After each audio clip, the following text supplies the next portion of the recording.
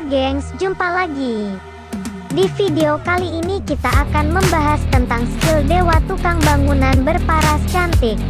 Simak terus videonya ya. Profesi sebagai buruh atau tukang bangunan selalu diidentikan dengan sosok seorang pria. Tapi, di Tiongkok, terlihat beberapa wanita cantik ini berprofesi menjadi tukang bangunan. Sebagai buruh atau kuli sering dianggap sebagai profesi kasar yang hanya cocok untuk laki-laki yang terbiasa dengan kerja berat. Namun, ternyata ada beberapa wanita cantik yang dengan senang hati mengemban tugas sebagai buruh atau kuli. Fenomena unik tersebut kekinian menjadi buah bibir dunia, lantaran ia merupakan satu dari sedikit perempuan yang berprofesi sebagai buruh bangunan, apalagi berparas cantik. Keberadaan perempuan buruh bangunan berparas cantik tersebut terungkap melalui sebuah video yang merekam aktivitas wanita itu saat ini bekerja di sebuah bangunan. Perempuan tersebut menjadi bahan pembicaraan warganet karena mempunyai paras cantik.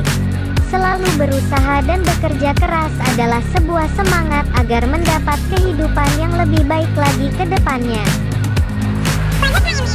Hal tersebut juga berpengaruh terhadap penggunaan bahan bangunan yang lebih tepat guna dan waktu pengerjaan yang lebih cepat.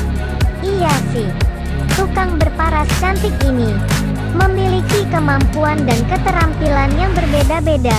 Oleh karena itu, untuk mendirikan atau merenovasi sebuah bangunan, Anda perlu menempatkan tukang sesuai dengan keterampilan mereka. Tukang profesional bisa terbagi menjadi tulang dinding, tukang keramik, tukang pipa, tukang cat, hingga tukang listrik. Mereka yang ahli atau berpengalaman melakukan pengecoran ditempatkan di posisi pembangunan fondasi. Tukang keramik dipekerjakan untuk pemasangan keramik, atau tukang atap ditugaskan untuk mengurus pembangunan atau renovasi rangka atap dan pemasangan atap.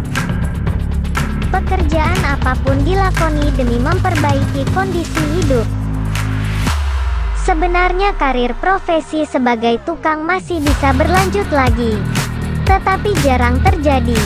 Urutan kenaikan karir setelah tukang adalah kepala tukang, mandor, dan tentu saja pemborong bangunan atau bahkan bas borong. Kepala tukang diambil dari tukang yang nantinya bertanggung jawab terhadap mandor atas apa saja yang dikerjakan.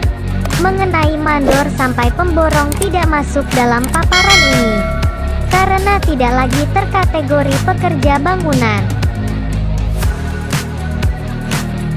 Karir, seperti halnya pada kepegawaian dengan tingkatan pangkat, pada pekerja bangunan juga mengenal tingkatan karir.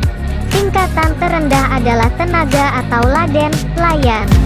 Tingkat selanjutnya yang lebih tinggi tentu saja tukang. Karir profesi pekerja bangunan rata-rata hanya sampai pada tingkat tukang, di mana pada tingkat ini biasanya sudah mempunyai spesialisasi tersendiri. Misalnya spesialis pemasangan keramik, spesialis finishing pengecatan, spesialis pemasangan kaca, dan lain-lain. Namun pada dasarnya mereka mempunyai keahlian yang sama dalam pembuatan tembok bangunan. Upah tukang bangunan borongan salah satu faktor paling penting jika Anda menggunakan jasa tukang bangunan. Dengan menggunakan sistem pemberian upah dalam bentuk borongan adalah terjadinya kesepakatan antara Anda dengan pihak tukang bangunan tersebut. Sementara itu, sistem upah untuk tukang bangunan borongan juga terbagi lagi ke dalam dua kategori. Kategori pertama adalah Anda hanya memberikan upah kerja. Kategori yang kedua adalah dengan menerapkan sistem borongan keseluruhan. termasuk upah tenaga kerja dan biaya pembelian material bangunan diserahkan sepenuhnya kepada tukang bangunan yang sudah Anda kontrak tersebut. Jika Anda menggunakan jasa tukang bangunan borongan, ada keunggulan dan kelemahannya. Keunggulannya terletak dari besaran upah yang diberikan cenderung murah. Apalagi jika hanya membayar tenaga dari tukang bangunan saja. Sedangkan material bangunannya Anda siapkan sendiri. Sementara itu, untuk kelemahan dari pemberian upah tukang bangunan yang menggunakan sistem borongan, ini terletak pada kualitas hasil pekerjaannya. Jangan malas untuk mengawasi hasil pekerjaannya, karena biasanya tukang bangunan borongan terbiasa bekerja terburu-buru tanpa memperhatikan kualitas, karena mereka berfokus pada kecepatan menyelesaikan kerja agar mendapatkan keuntungan yang semakin besar. Upah tukang bangunan harian. Salah satu kelebihan dari menggunakan jasa tukang bangunan yang pembayaran upahnya menggunakan sistem harian adalah Anda bebas menghentikan pekerjaan dari tukang tersebut jika Anda merasa bahwa hasil pekerjaannya kurang memuaskan. Sementara itu, kelemahan dari sistem ini adalah kurang praktis, sebab segala bahan, material bangunannya harus Anda siapkan sendiri. Menggunakan jasa tukang bangunan harian juga berarti Anda harus lebih ekstra dalam mengawasi kinerja. Tentunya Anda tidak ingin rugi, bukan? Hal seperti itu biasanya disebabkan karena ada oknum tukang bangunan nakal yang sengaja bermalas-malasan dalam bekerja, sehingga semakin lama untuk menyelesaikan pekerjaannya, yang berarti biaya yang harus dikeluarkan untuk biaya tukang bangunan pun semakin besar.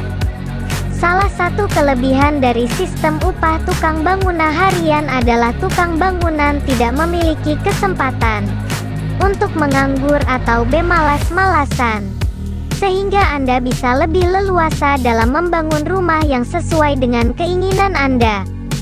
Tentunya yang demikian sangat sesuai sebagai salah satu cara mengefisienkan pekerjaan tukang bangunan. Tapi sayangnya, Anda harus terlebih dulu menyiapkan semua material yang dibutuhkan. Jangan lupa pula untuk menjelaskan secara detail desain rencana pembangunan dan aturan yang harus mereka sepakati.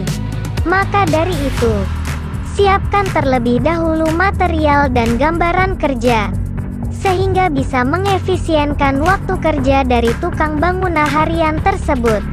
Disarankan jika Anda ingin menggunakan tukang harian, maka gunakan untuk pekerjaan-pekerjaan kecil saja.